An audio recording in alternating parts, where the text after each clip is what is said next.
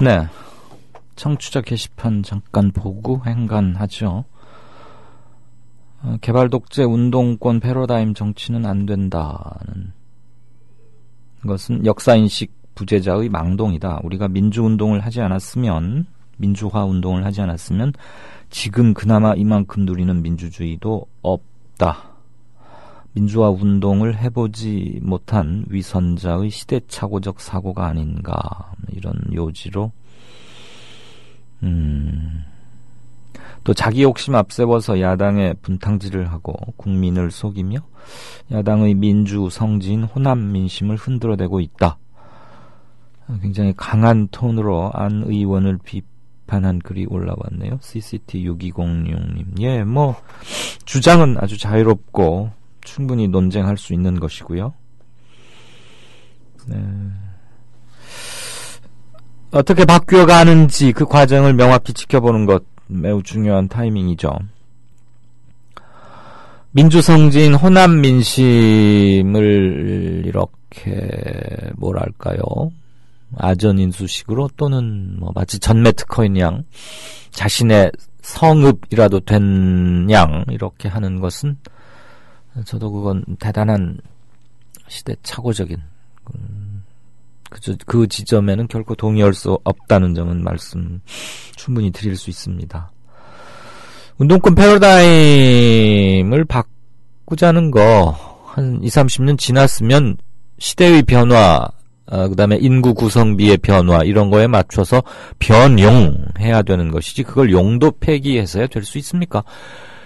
4.19를 경험하지 못한 세대가 지금 훨씬 많지는 않겠지만 1960년대 초중반 이후 출생자들 다 합치면은 그 이전 출생자들하고 인구가 어떻게 될까요? 제가 이 코멘트를 하기 위해서 인구 누적 분포표를 미처 확인은 못했는데 지금 이 댓글을 보면서 갑자기 예로 들고자 하는 게 떠올랐던 게 그겁니다. 그거 가지고 애매하면 3.1운동 정신, 우리 헌법 전문에도 나와 있는 그걸 예로 들면 되겠네요. 지금 3.1운동을 경험한 분들이 생존해 계시는 건 거의 없지 않습니까? 1919년, 100년, 2019, 네. 그렇지만 우리가 3.1운동을 100년 전에 민족적 대거사, 그저 그냥 역사 교과서에서 배운 한 페이지로만 그렇게 여긴 것은 아니지 않습니까? 헌법에 길고 오래 창현시킴으로써 드높게 내걸어둠으로써 잊지 않으려는 것. 그러니까 민주화 운동, 낡은 진보 이런 말들 조금 역사적인 맥락에서는 좀 신중하게 써야 되는 건 아닌가. 물론 진보라는 이름으로 반성해야 될 거 많습니다. 그러니까 늘 부단히 변용해야 되는 거죠. 변용. 그걸 또 다른 이름이 혁신일 거고요. CCT6206님 아마 그 후기에도 굉장히 장문의 글을 많이 써주셨던데 감사합니다. 논객이시더군요. 표창원 교수가 문과 안의 가교 역할을 하겠다고 한 것이 아니라 이 마야뷰님의 이 글은 참 중요한 지적이십니다. 한 글자도 고치지 않고 다 읽겠습니다. 표 교수가 문과 안의 가교 역할을 하겠다고 한 것이 아니라 안철수 쪽에서도 영입 제의가 있었다고 하니 기자가 나중에라도 이건 그냥 제가 지금 지문을 괄호 속에 넣은 겁니다. 가교 역할을 할 수도 있는가라고 질문이 들어오니까 지금 당장은 힘들더라도 기회가 오면 하겠다고 한 건데 오만 언론들이 다 빼고 가교 역할이라는 워딩만 콕 집어서 제목으로 뽑네요. 저쪽이나 이쪽이나 언론이란 거 참 그렇습니다. 정확한 지적 맞습니다. 예. 저쪽이건 이쪽이건 언론들의 성급한 또는 과도한 축약에서 빚어진 미스리딩을 제가 변호할 생각은 없습니다. 그런데 제목이라는 게 그 함축성과 상징성 이런 것 때문에 뽑히게 되거든요. 우리가 원문을 그대로 다 옮기지는 못합니다. 않기도 하고요. 다 옮겨놓으면 그건 센텐스죠. 헤드라인이 아니고. 그런데 제목을 만약에 가교 역할, 그래서 뭔가 뭐 힘을 좀 기운을 빼고 싶다거나 김을 빼고 싶다거나 그런 지금 저희가 엿보여서 불편하시다. 이게 마야 뷰인님의 입장 같아요. 제가 맞게 이해했죠. 지적 자체는 아주 옳으시고요. 100% 동의합니다. 굳이 오도하지 않는 제목, 있는 그대로 정확하게 제목을 뽑는다면 기회가 되면 문 안 가교에도 나설 것, 뭐 이렇게 하면서 더블 쿼트 쌍따옴표를 붙이는 게 맞을 겁니다. 근데 좀 아마 길어지고 하니까 제목은 뭐 10글자 이내로 줄여야 한다, 이런 그 편집 내부의 원칙이 있거든요. 요즘은 10글자도 좀 넘긴 하더군요, 보니까. 그래서 아마 기술적으로 뭐 가교 뭐 이렇게 좀 지나친 축약이 이루어진 것으로 저는 짐작을 합니다. 다만 의도를 갖고 전후 사정을 거두절미하고 가교만 부각시킴으로써 마치 뭔가 1호로 영입된 사람이 뭔가 뭐 이런 거 아니냐, 이런 뉘앙스를 풍기려는 것이 있었다는 것은 경계해야 맞고, 그런 점에서 마야비님의 지적은 대단히 통렬하십니다. 고맙습니다. 오늘의 댓글 1호로 모시죠. 표창원도 1호, 댓글도 1호. 국가적 성폭행을 10억엔의 타협. 일본이 강제 동원하지 않았다고 빠져나갈 구실 만들어주고 일본 국가 차원에서 관여하지 않았다는 구실과 나중에 강조 동원이 아니고 고용이었다고 하면 할 말 없게 만들어준 것 같습니다. 예, 앞으로의 전망까지 해주셨네요. 오케이마리님.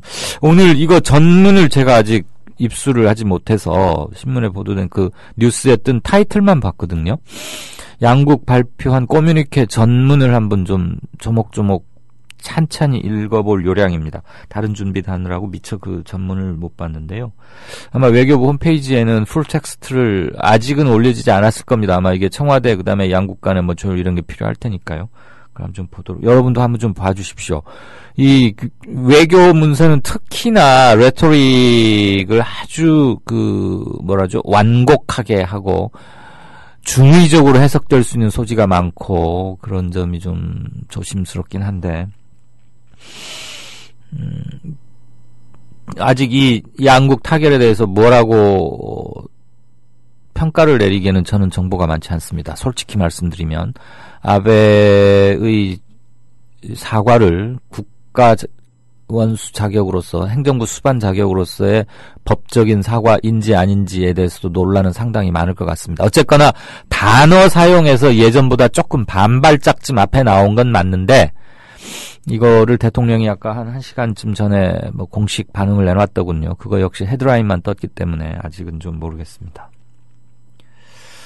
왜 연말에 이렇게 막 바쁘게 하는지, 물론 연내 타결, 이것을 양국의 대통령과 아베 신조 총리가 계속 말을 해왔던 건 사실이고 해를 넘기고 싶지 않았다는 것. 그 다음에 오늘 왔던 일본 외무상이 갑자기 일본 층에서 갑자기 공개적으로 제의를 했죠. 지난 24일이었나요? 크리스마스 전날인가 그 전전날인가? 수요일. 아무튼 굉장히 이례적이고 전격적이고 한일 양국 간의 최대 현안인 문제를 이렇게 언더 채널, 수면 아래가 아닌 저렇게 언론을 통해서 전격적으로 이렇게 좀 전례가 있나 싶었어요.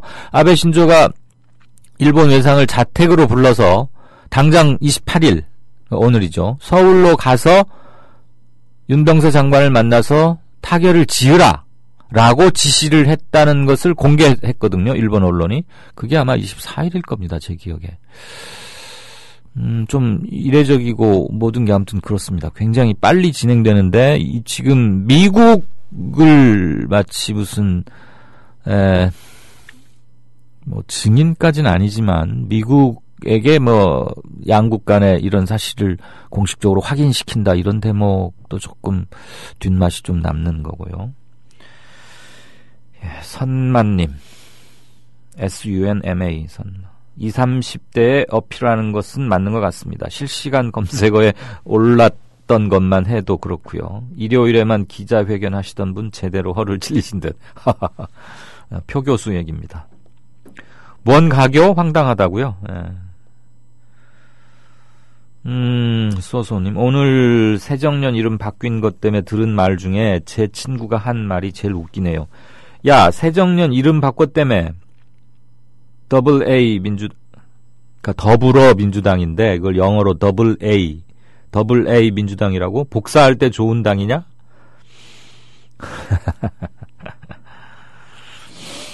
바라건대 노잼 노 스트레스 이길 바랍니다. 비유가 그렇네요. 벌써부터 막 패러디니 비꼬집고 이런 것들이 많이 나오던데, 신가동 코브라님 너무들 한다. 할머니들 가슴에 못질하고서 알량한 보상 몇 푼이라도 받자고 한일 협상. 역사는 당신들을 기억할 거다. 못난 조상이 되지 말자는 그분이 그립다. 예.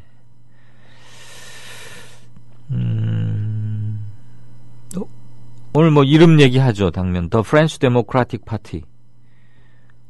영어로 이렇게 썼어요. 오케이 마리님은 더불어 더불어 민주당인데, 야, 이거 이렇게 희화화? 쪼크로 그냥 듣죠. 더불어 민주당인데 더불어 민주당, 이거를 영어로는 The French Democratic Party 이렇게 했고요. 아이고야, 이런 거 지어내신 겁니까? 아니면 어디서 캡처해 온 겁니까?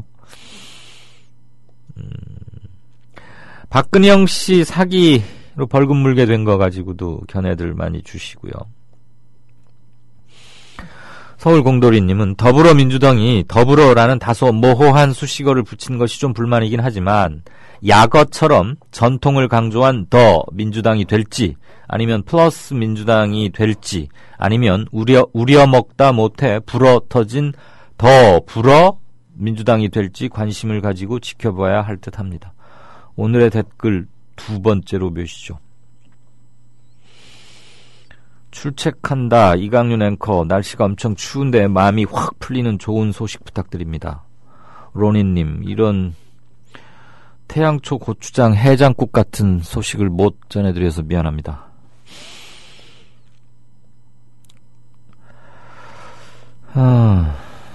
더불어민주당 나쁘지는 않은데 힘과 결기가 좀 더 느껴지는 이름이었으면 좋겠다 싶었어요. 그랬더니 오동팔님이 깡다구 민주당은 어때요?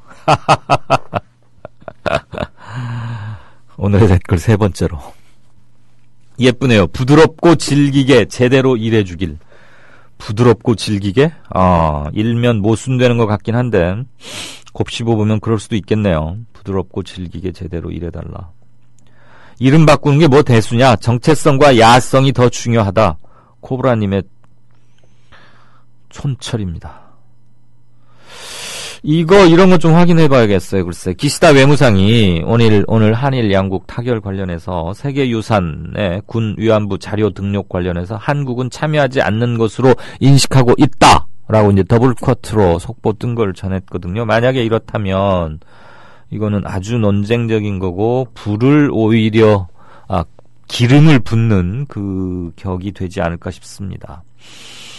세계유산 등재 가지고 일본이 대단히 신경 쓰고 있죠. 난징 대학살 이거 가지고도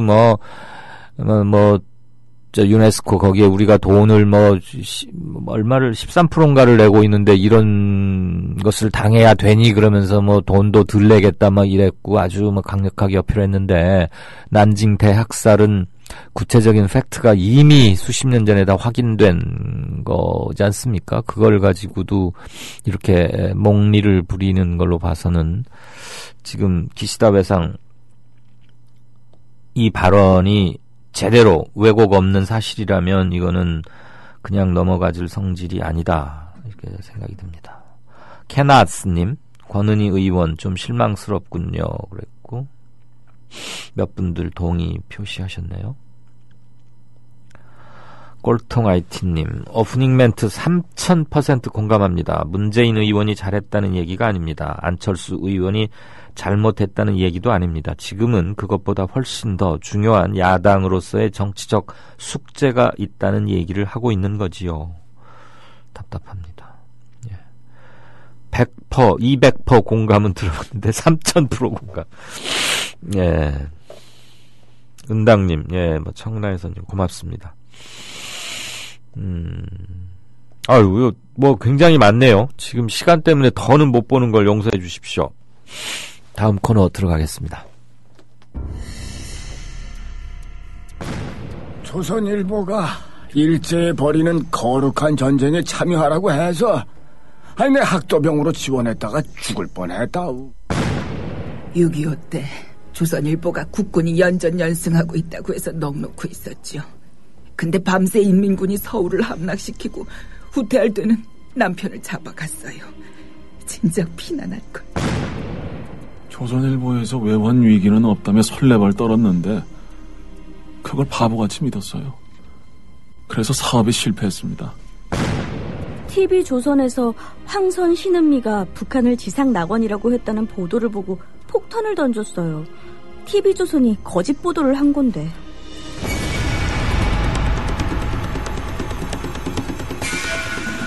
이런 조선일보가 여전히 신문시장 1위를 독점하고 있습니다. 조선일보 같은 족벌신문, 수구 기득권 세력의 대변 매체에 집중된 언론 권력을 시민에게 돌려주자는 운동. 이게 바로 미디어 협동조합 운동입니다. 조합원이 아니신가요? 서둘러 가입해주세요. 조합원이신데 조합비를 아직 못 내고 계신가요? 서둘러 자동납부 신청을 해주세요.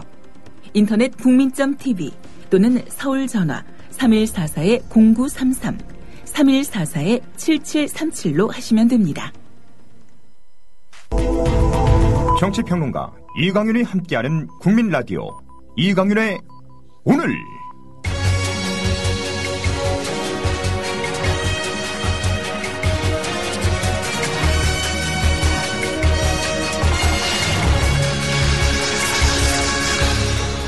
이강윤의 예리한 시각. 이제는 뉴스의 행과 간을 짚어냅니다.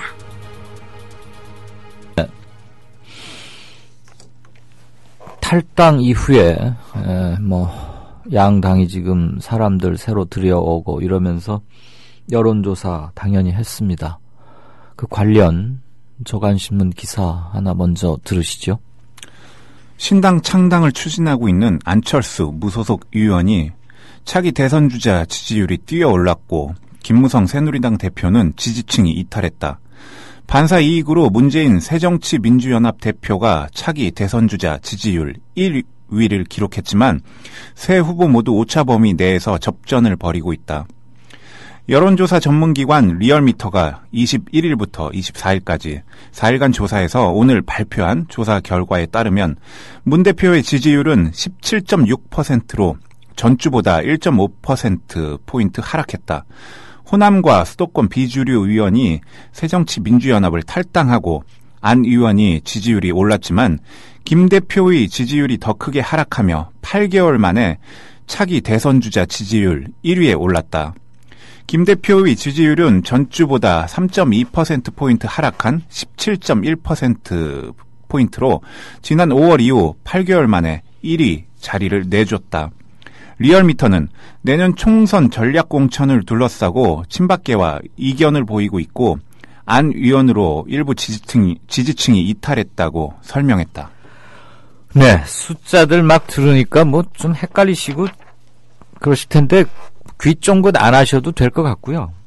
앞으로 이런 숫자들은 서너 달 동안 지겹게 들으실 겁니다. 지금 무슨 추세를 말하기엔 너무 이르죠. 지금이 아마 첫 번째 던져진 돌멩이일 테니까. 탱자나무 숲에 참새떼가 잔뜩 앉아있는데 거기에 돌멩이를 던졌다. 한두 마리 맞을 수 있죠. 대부분은 날아가고. 처음 던진 돌멩이로 참새를 하나 맞췄다고 그래서 내가 굉장한 명사수구나 그렇게 오해하면 그 오해한 사람이 바보일 거고요. 안철수 탈당으로부터 정확히 2주일, 그렇죠. 보름 됐죠. 꽤 많은 변화가 이제 생기기 시작했습니다. 지루한 탈당, 그 다음에 제1야당 내부에서의 그 지리한 삿바 싸움은 계속되고 있고요. 그 과정에서 약간의 이게 앞으로 어떤 바로미터가 될 수 있지 않을까 하는 것을 던져주는, 시사점을 주는 변동이 조금 있었는데, 대선 주자 지지도입니다. 문재인 후보 17.6, 김무성 17.1, 안철수 16.5. 0.5%포인트씩 차이 납니다. 다 합쳐봐야 1.1%포인트니까 당연히 오차범위 내고요. 이것은 누가 1, 2, 3이 앞섰다, 뒤졌다, 이렇게 말해서는 안 되는 통계입니다. 다만, 김무성 후보를 지지하던 게 조금 빠졌다. 그게 안철수에게 간 것 같다가 이번 여론조사의 포인트라고 저는 봅니다. 그래서 0.5%포인트 차이로 문재인이 1위에 나섰다. 그런 거 가지고 1위 1비 해서는 안 되고요. 안철수 후보의 잠재적 지지율에 대해서 정치권 안팎의 많은 관전자와 평론가들이 상당 부분, 대부분 그동안 무시하거나 별거 아닐 거로, 그리고 새정치 바람은 다 끝난 걸로 여기는 게 강했던 게 사실입니다. 이것은 일정 부분 바꿔야 합니다. 그가 좋고 믿고의 문제가 아닙니다. 지지율 조사를 해봤더니 지지가 그렇게 나온다. 그건 사실이니까요. 이게 얼만큼 유지되느냐, 기간과 어느 만큼 확장될 거냐의 강도의 문제입니다. 그거는 두 가지입니다. 안철수 의원이 어떻게 하느냐에 달려있고, 두 번째는 제1야당이 어떻게 대응해 가느냐인데, 저는 후자 쪽이 훨씬 크다고 봅니다. 안철수 의원의 지지도는 물론 안철수와 그와 당을 같이 할 사람들이 꾸려나가고 만들어 나가는 것이겠지만, 문재인과 남아있는 제1야당이 어떻게 하느냐에 따라서 안철수 신당의 지지율, 그리고 또는 안철수 개인의 지지율이 더 크게 영향을 받을 것이다라고 말씀드린 이유는, 안철수 개인이 무엇을 해내서 일궈낼 황무지나 중간층이 그렇게 많다는 고는 저는 보지 않는다는 것이죠. 제1야당이 다시 차근차근 그러나 원칙 있고 분명하게 일을 해나가면 안신당 또는 천신당이건 다른 여타 신당들 그 확장 공간은 지극히 제한적일 거라고 봅니다. 그런데 그렇지 못하고 계속 지지부진하고 안에서는 내홍이 계속되고 리더십이, 정치란 말이에요, 타이밍 반, 여론 반이라고 저는 생각합니다. 아무리 좋은 정책이나 좋은 워딩도 타이밍을 한참 놓치고서 나오면 뭐라 그러죠? 지나간 바람은 바람개비를 돌리지 못하죠. 뒤에서 불어오는 바람이 바람개비를 돌리는 거죠. 불어올 바람이. 이미 불어서 나를 지나가 버린 바람, 내 앞으로 가버린 바람이 어떻게 내가 들고 있는 바람개비를 돌릴 수 있겠습니까? 타이밍을 놓친다거나 제대로 뭘 해내지 못하면 단 한 가지라도 확실하게 하는 걸 보이면, 근데 그런 게 없으면 반사이익은 안철수 신당 또는 천정배 안천당이 합칠 가능성은 높다고 보여집니다만 그쪽으로 상당히 갈 겁니다. 왜? 제1야당에서 빠져나가는 거 좀 있겠고요. 새누리당을 뜨뜻미지근하게 지지했던 이른바 중간지대의 비교적 개혁적이고 합리적인 보수층에서도 일정 부분 넘어갈 겁니다. 그 소양은, 그 토대는 현 정부가 만들어준 점이 있고요. 그래서 오늘 17.6 이런 것을 중계방송하려고 이걸 행간으로 고른 것은 아니고요. 안철수 자체의 확장력보다는 주변 요인에 의해서 영향받을 확률이 훨씬 크다. 그 말은 지금 묘하게 누가 제1야당이 되느냐 이런 얘기를 하는 일각의 시각이 있던데, 그건 단호히 배격해야 하는 논리 전개라고 저는 보고요. 결과적으로 누가 제1야당이 되는지가 밝혀는 지겠지만 그게 목표가 되어서는 절대 안 된다는 것이고, 최대한 지금 과반 여당의 독주 이런 걸 익히 보아왔고, 국회 선진화법도 60% 이상 의석을 얻으면 폐기될 수 있습니다. 개헌 200석을 넘기면 개헌, 아무의 눈치 보지 않고 할 수 있습니다. 현행 헌법이 지고지순하다, 전혀 문제가 없다는 뜻은 결코 아닙니다. 저는 기본적으로 개헌론자지만 개헌이 어느 당의 과다 의석 점유에 의해서 특정한 정치적 의도를 가지고 그거에 부합하는, 그거에 복무하는 개헌이 되어서는 안 되겠다는 차원에서 드리는 말씀입니다. 두 당이 사람, 정책 이거 가지고 경쟁하는 건 좋은데요. 모든 당이 그 전에 내부 정비부터 확실히 하시기를 바랍니다. 어느 당이 되었건. 뉴스 행간이었습니다. 제주 문옥양 노지 한라봉 판매합니다. 여수 돌산 갓김치 팔아요. 안동 산골에 맛있는 사과를 소개합니다. 거금도에서 직접 키운 전복을 직거래로 가져가십시오. 속리산 문장대 아래 청정지역에서 재배한 콩으로 만든 청국장 맛보세요. 거창 민들레 사과 어떠세요? 광천 특산품 광천김 끝내줍니다. 정직하고도 유익한 특산품, 멀리서 찾지 마세요. 지금 국민TV 홈페이지 홍보마당 사업 홍보 게시판에 펼쳐 있습니다. 파실 분, 사실 분, 함께 어우러진 행복한 상생의 장. 여러분을 초대합니다. 국민.tv 홍보마당 사업 홍보 게시판 지금 들러주세요.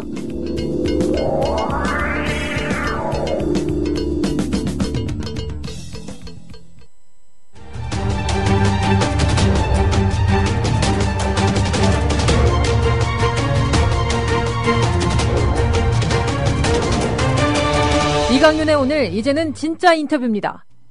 네, 여러분, 신학자 또는 뭐 역사학자, 이렇게 학자 소리가 붙으면 여러분들은 당연히 어느 대학 교수 이런 것은 거의 그냥 기본으로들 많이 생각하시죠. 오랜 동안의 관행도 그러했고요. 물론 뭐 제야 역사학자 중에 뭐 이화 선생님, 이리화 뭐 이렇게 이런 애칭으로 불리는 그런 애칭으로 불리는 분도 몇 분 있긴 합니다만 일반적이진 결코 않죠.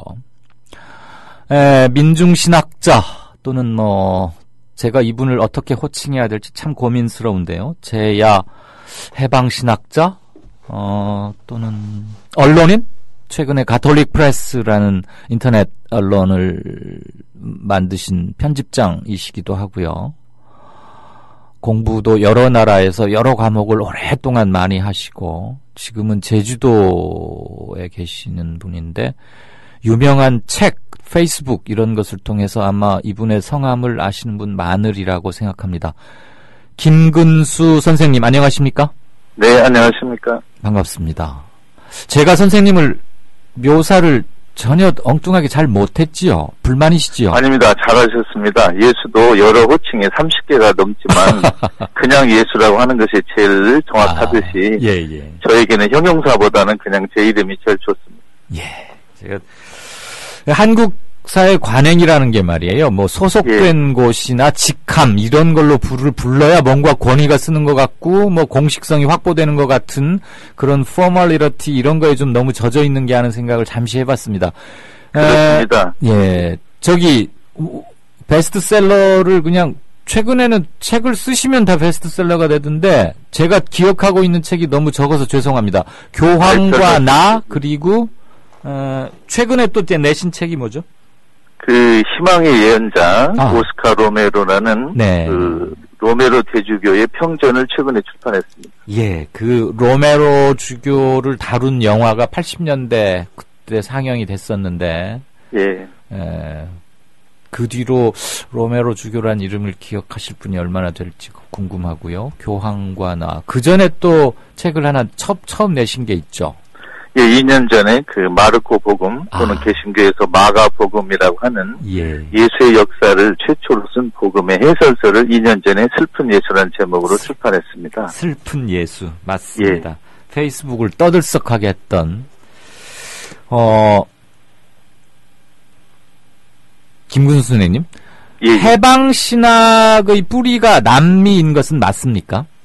네, 그렇습니다. 역사적 근원은 1960년대 그 정치적 억압, 경제적 가난, 사회적 불평등의 문제를 그 신학의 중심으로 가져온 그 남미 해방 신학은 남미 출신이라고 보는 게 맞겠습니다. 그러면 로마 교황청에서는 해방 신학을 공식적으로 인정을 합니까? 그 해방 신학에 대해서 그 교황 요한 바오로 2세는 약간 오해가 있었습니다. 네. 해방 신학이 마치 그 사회주의 마르크시즘과 깊숙이 연관되지 않았느냐, 서로 연결되지 않았느냐 하는 그 시대적인 오해가 조금 있었습니다. 네. 왜냐하면 요한 바오로 2세가 계실 때 동굴 아빠 사회주의가 무너졌기 때문에 그런 오해가 잠시 있었고, 또 미국의 레이건 정부, 영국의 대처 수상 정부가 그 당시 사회적 분위기를 이용해서 가톨릭의 해방신학을 좀 잠잠하게 하려는 그런 나쁜 의도도 분명히 개입됐습니다. 아, 정치적 의도를 갖고 해방신학을 좀 폄하하거나 배관시했다, 이렇게 이해하면 되겠습니다. 네, 그렇습니다. 해방신학을 가장 싫어하는 분들이 자본 권력과 다국적 기업, 그리고 그 신자유주의 국가이기 때문에 당연한 수순으로 여겨졌습니다. 마르크시즘과 직접적으로 맥락이 다 있는 것은 아닙니까? 전혀 그렇지 않습니다. 예를 들면 그 남미 해방신학이 남미의 사회 구조를 종속 이론, 신식민지 자본주의 이론으로 분석의 도구로 쓴 건 사실이지만 그게 해방신학의 핵심이라거나 대표적인 그런 생각은 전혀 아닙니다.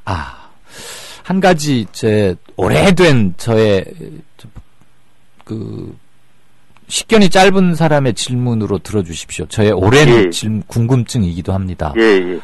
제가 80년대 초반에 학교를 다닐 때 프란츠 파농이라는, 아마 그분도 신부가 아니었나 싶은데요.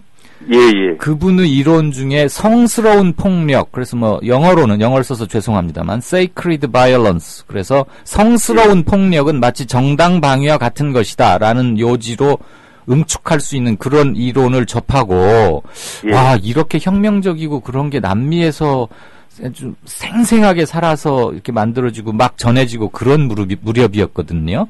80년대 초반인데, 그 이후에 지금 남미에서도 이를테면 프란츠 파농류의 그런 조금은 과격하다고도 보일 수 있는 그런 혁명론 또는 해방신학론이 아직도 왕성합니까? 아니면 조금 퇴조김입니까? 그 프란츠 파농의 대응 폭력에 대한 정당화 이론은 남미 주교회의도 68년 메데인 회의, 79년 뿌에블라 회의에서 일정 정도는 받아들였습니다. 그러나 그것은 어디까지나 1차 폭력이 아니고 불이한 1차 폭력에 대한 정당방위 성격의 폭력입니다. 그러나 이 경우에도 어떤 종류의 폭력도 신성화라는 그런 형용사는 넣기 어렵다는 건 지금 모든 해방신학자들의 공통적인 의견입니다. 그러니까 심지어 대응 폭력조차도 폭력이 개입되는 것은 바람직하지 않다. 이것이 의견입니다.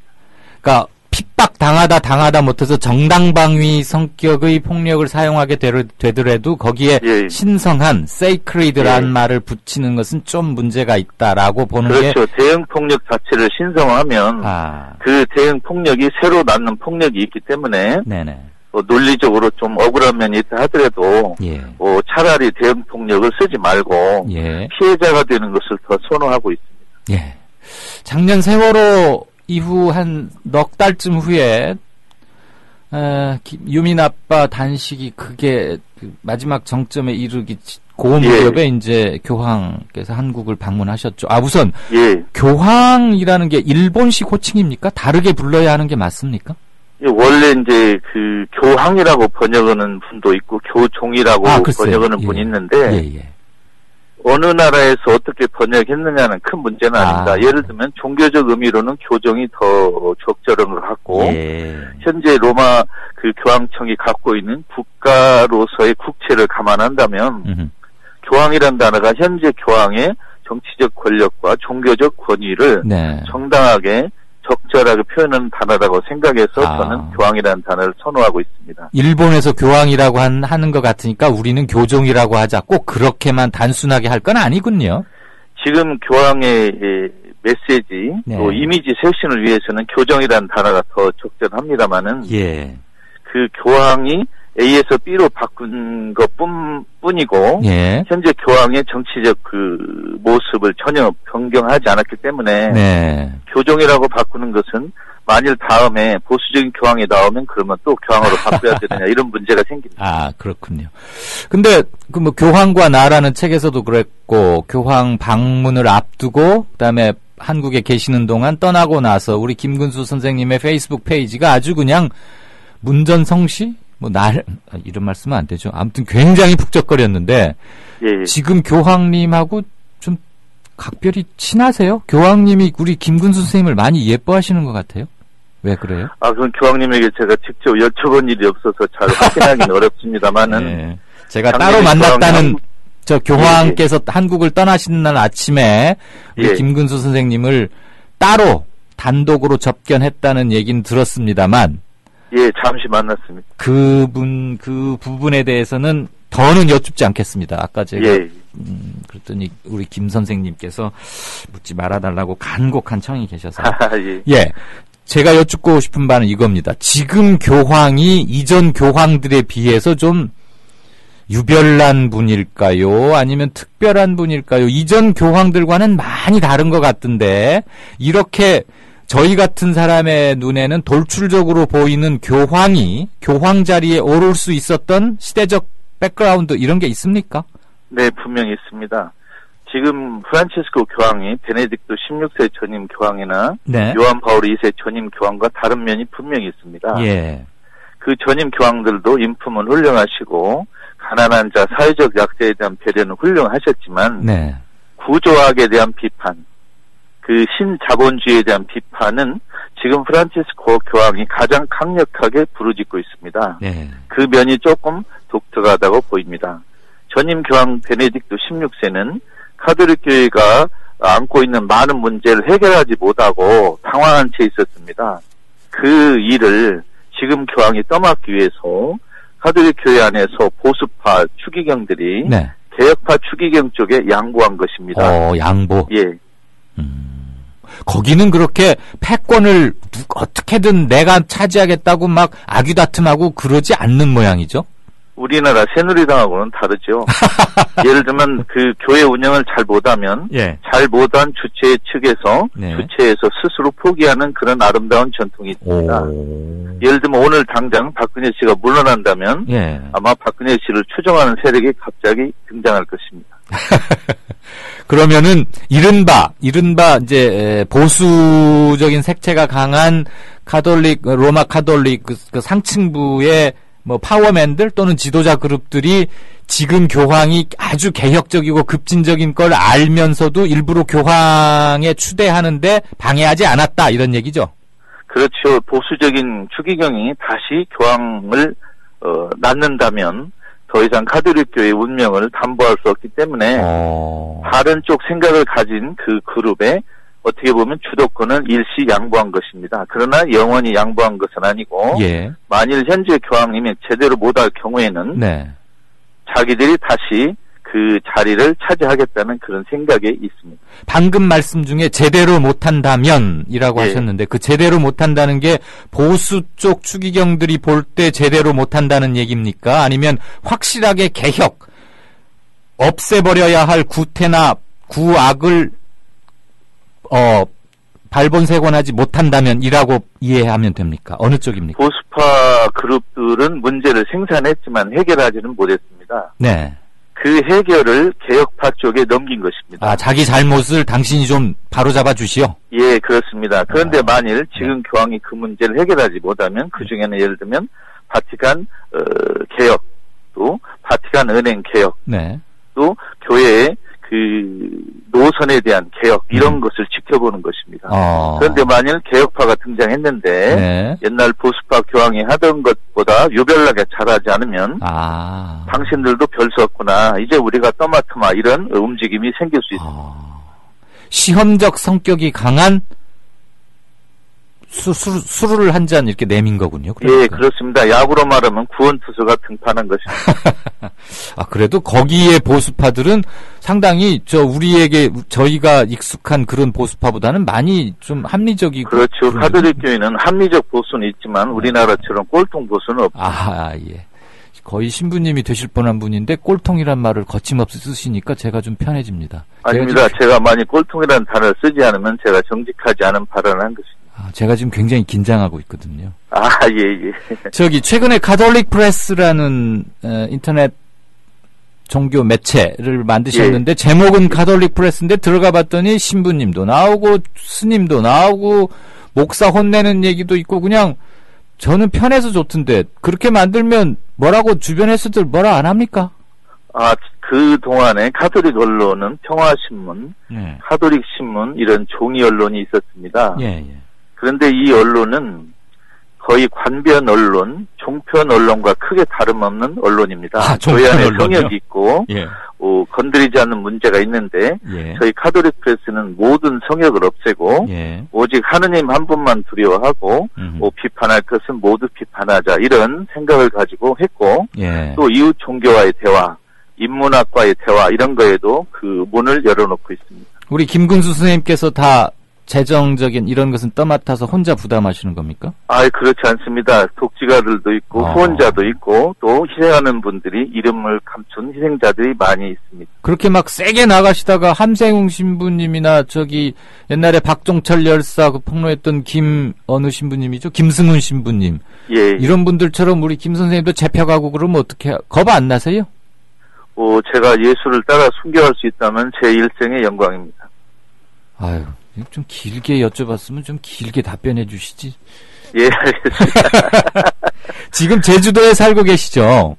그렇습니다. 지금도 학원 계속 하십니까? 아닙니다. 접었습니다. 제가 이 서술, 강연, 번역 또 가톨릭 프레스라는 인터넷 신문 운영 이런 거 하다 보니까 일시적으로 생업에 종사하는 면이 조금 힘들게 되어서 접었습니다. 접으셨군요. 아마 청취자분들은 잘 모르시겠지만 우리나라에서 아마 영어, 독일어, 불어, 스페인어를 함께 가르친 학원은 김근수 어학원이 유일했던가 싶은데 없어졌고요. 그건 지난날의 일입니다. 오늘 짧은 시간 안에 여쭤볼 게 너무 많았는데 아쉽고 그렇습니다. 가톨릭 프레스 열심히 가서 보겠습니다. 감사합니다. 감사합니다. 네, 진짜 인터뷰가 좀 부족한 감이 없지 않습니다. 시간이 아쉽군요. 들어주셔서 대단히 감사합니다. 날씨가 춥답니다. 내일 뵙겠습니다. 이강윤입니다.